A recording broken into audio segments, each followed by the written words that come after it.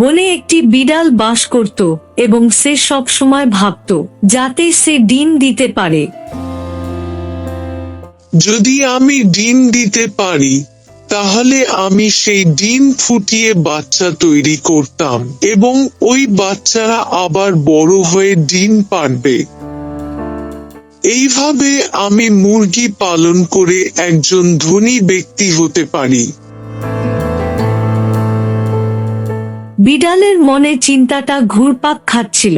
অবশেষে একদিন সে ডিম পাড়া শেখার সিদ্ধান্ত নিল। আমি চাই মা মুরগির কাছে গিয়ে ডিম পাড়ার পুরো প্রক্রিয়াটি শিখে আসি। এই বলে সে বেরিয়ে পড়ল।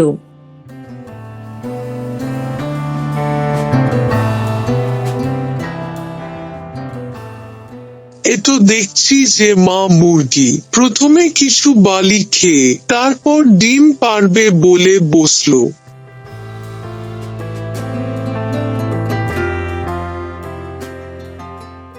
তার মানে দেখা যাচ্ছে বালি খেয়েই সে ডিম পারে।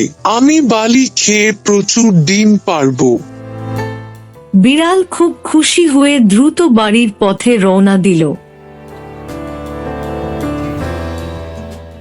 এবং প্রচুর পরিমাণে বালি কিনে বাড়িতে নিয়ে এলো।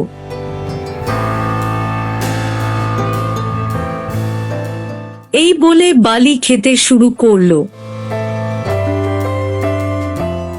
খাওয়ার পর তার পেটে তীব্র ব্যথা শুরু হয়। বিড়ালের এই অবস্থা দেখে তাকে পশু হাসপাতালে নিয়ে গেল প্রতিবেশীরা।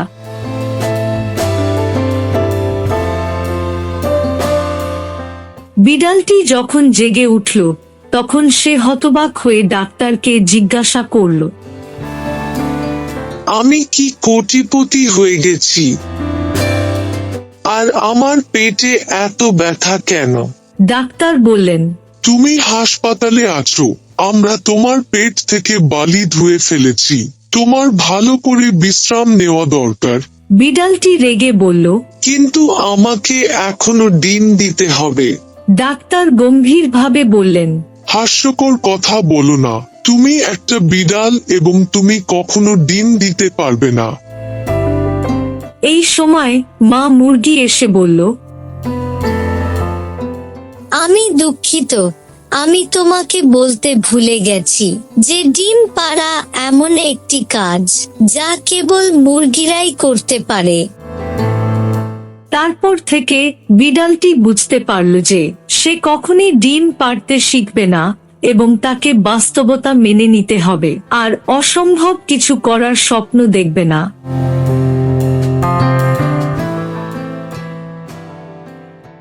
গল্পটা ভালো লাগলে লাইক আর সাবস্ক্রাইব করে দাও।